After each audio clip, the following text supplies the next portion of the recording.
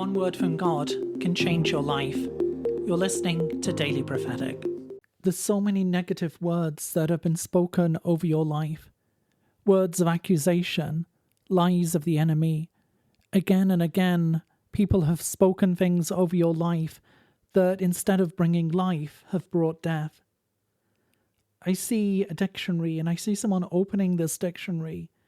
And the Lord says, I am the one who defines who you are, not the thoughts and opinions of man, not the lies of the enemy, but I am the one who brings you into a place of peace, a place of true identity, of true wholeness.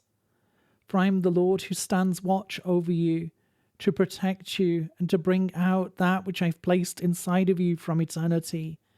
I am the one who calls you my own, the one who calls you loved and accepted.